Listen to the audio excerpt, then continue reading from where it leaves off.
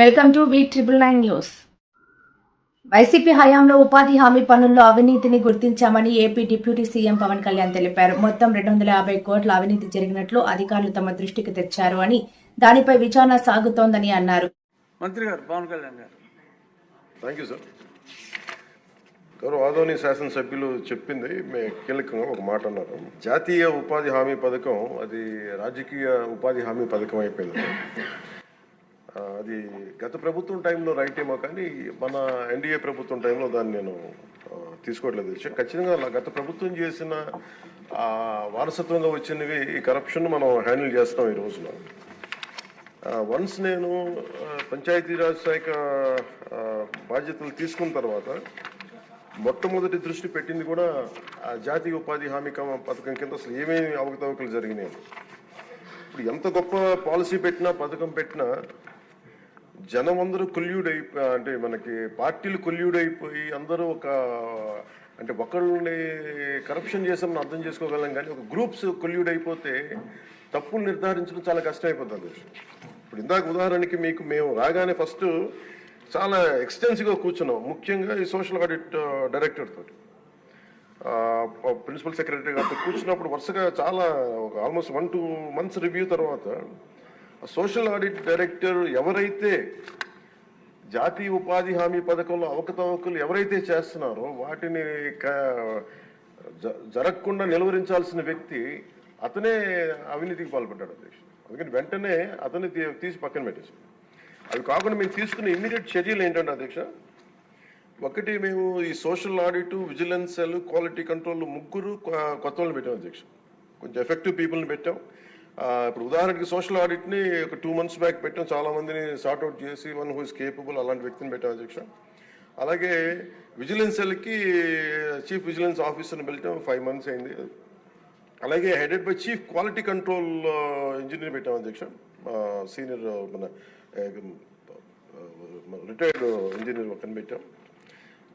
మేము చేశాక మేమేం చాలాసార్లు ఉదాహరణకి 2024-25లో అబ్జెక్షనబుల్ ఎక్స్పెండిచర్ అంటే ఇది అవినీతికి దారి చూపిస్తున్నాయని చెప్పి దాదాపు 250 కోట్ల అవినీతి జరిగింది అని చెప్పేసి సోషల్ పీపుల్స్ ఆడిట్ ఫోరం నుంచి మనం దాదాపు ఇప్పటికీ 546 మండలాల్లో మనం సోషల్ ఆడిట్ చేసాం ఇప్పుడు దాకా audit forum.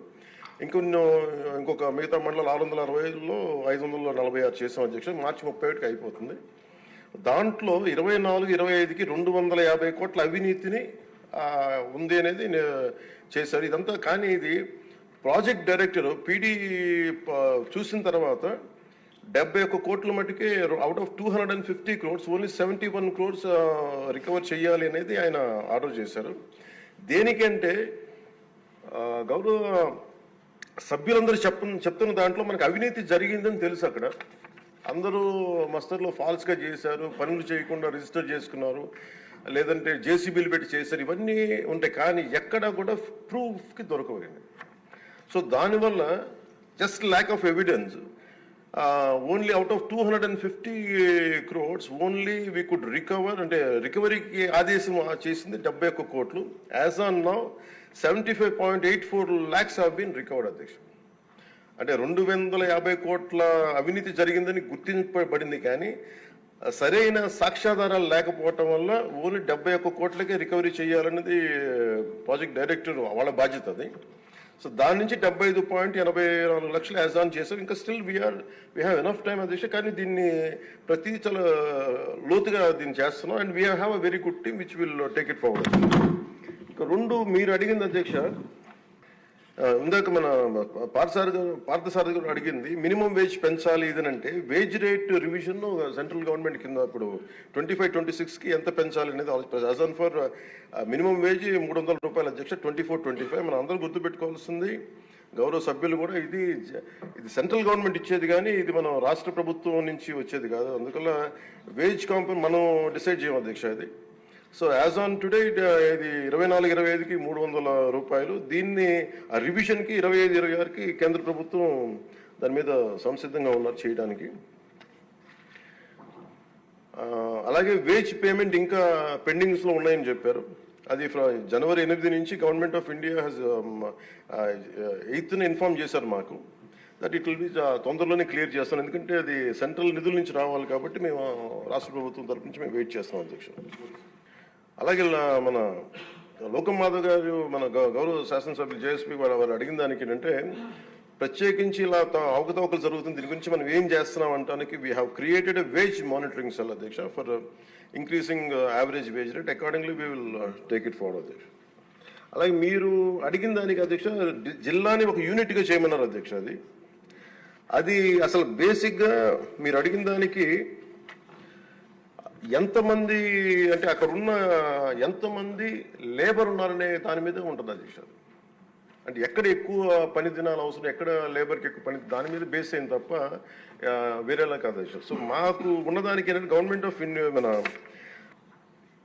మన్రేగాలో material component is decided as per the labour turnout in the district అధ్యక్ష. డిస్ట్రిక్ట్ యాజ్ ఎ యూనిట్లో ఒక 60-40 రేషియో ఉంటుంది న్యూ డిస్ట్రిక్ట్లో. సో దాన్ని మేము ఒకసారి చూసి మీకు తెలియజేస్తాం అధ్యక్ష. ఖచ్చితంగా we will take it into consideration when we go to Delhi also will take it forward what are the honourable members raise the question they have raised.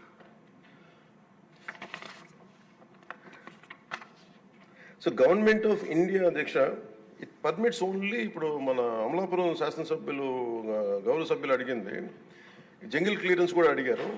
But government of India very clearly said only 266 works should be taken under NREGA అధ్యక్ష. దాంట్లో jungle clearance అనేది లేదు అధ్యక్ష.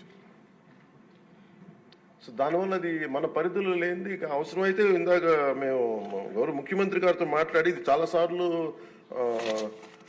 గౌరవ మంత్రి అచ్చెన్నాయుడు గారు చాలాసార్లు క్యాబినెట్లో ఇదే విషయం ఆయన కూడా ప్రస్తావించారు. ఇది ఫైనల్గా ఒకసారి దీన్ని మనకి నరేగాలో రాలేనప్పుడు, జాతీయ ఉపాధి హామీ పథకంలో రాలేనప్పుడు దీనిని మనం రాష్ట్ర ప్రభుత్వంగా మనం దాన్ని ఎలా చేయాలి. Jungle clearance is a big issue, this all understood sir. అది కొంచెం ఇబ్బందికరమైన ఇష్యూయే. అది గౌరవ మంత్రి అచ్చెన్నాయుడు గారు చాలా పర్యాయాలు అది తెలియజేశారు ముఖ్యమంత్రి గారికి కూడా. ఇది ఒకసారి క్యాబినెట్లో కూర్చొని అది డిసైడ్ చేస్తాం, తెలియజేస్తాం అధ్యక్ష. Thank you.